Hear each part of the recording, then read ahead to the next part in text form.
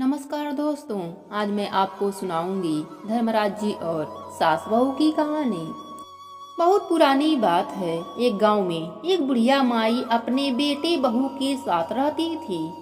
उस बुढ़िया माई का एक नियम था कि वह ब्रह्म मुहूर्त में उठ जाती, स्नान आदि करके धर्मराज जी की कहानी सुनकर उन्हें भोग लगाती। उसके बाद ही स्वयं अन्न जल ग्रहण करती थी। एक बार किसी रिश्तेदार की मृत्यु हो गई। बुढ़िया माई को उस शोक में जाना पड़ेगा। वहाँ उसको 10 दिन लगेगा। बुढ़िया माई बड़ा चिंतित हुई कि उसके जाने के बाद धर्मराज जी की कहानी का नियम कौन निभाएगा, उनका भोग कौन लगाएगा। बुढ़िया माई को चिंतित देखकर बेटे ने कहा, माँ तुम परेशान मत हो, तुम्हारी बहू तुम्हारी गैर हाजिरी में यह सब काम कर देगी। उसने अपने पत्नी को बुलाकर सारी बातें बताई। पत्नी समझदार थी। उसने भी अपनी सास से कहा, सासू माँ आप चिंता ना करें, मैं नियम से धर्मराज जी की कहानी सुनकर भोग लगा दूंगी। सास निश्चिंत होकर चली गई। बुढ़िया माई के जाने के बाद बहू सुबह सुबह उठी और नहा धोकर धर्मराज जी की कहानी सुनी। फिर उसने उनके भोग के लिए हलवा पूड़ी बनाया और थाली में परोस दिया और धर्मराज जी से भोग ग्रहण करने की प्रार्थना की। बहू बोली, प्रभु आप भोग लगा लीजिए ताकि मैं भी भोजन कर सकूं। थाली रखकर वह घर का काम निपटाने लगी। बीच बीच में आकर एक बार देख जाती कि धर्मराज जी ने खाना खाया है या नहीं, पर थाली वैसे ही पड़ा रहा।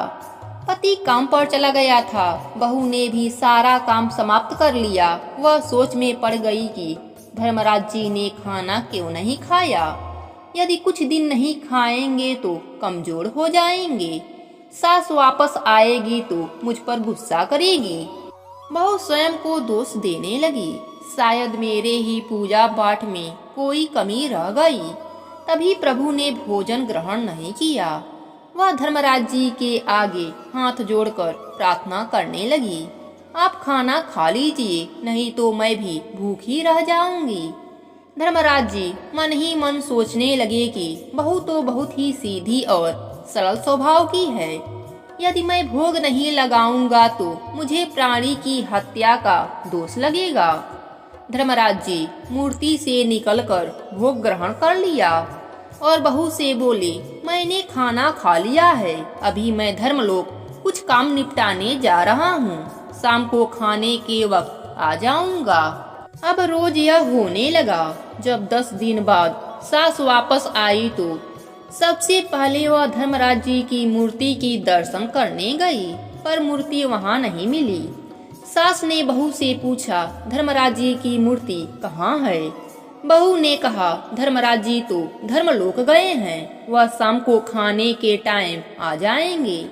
सास को बहू की बातों पर भरोसा नहीं हुआ। बुढ़िया माई ने अपने बहू को डांटते हुए कहा, धर्मराज जी की मूर्ति को तुमने कहीं फेंक दिया है और मेरे सामने बहाना बना रही हो। बुढ़िया माई दिन भर अपने बहू को डांटती रही। शाम को जब बेटा घर आया तो उसने बहू की शिकायत करते हुए कहा, तेरी पत्नी ने धर्मराज जी की मूर्ति को कहीं फेंक दिया है। तुमने ही जिम्मेदारी दी थी कि तेरी पत्नी नियम निभा लेगी।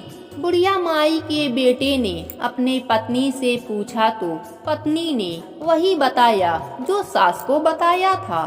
उसने कहा, यदि आप लोगों को विश्वास ना हो तो शाम तक इंतजार कर लीजिए, आप लोगों को सच पता चल जाएगा।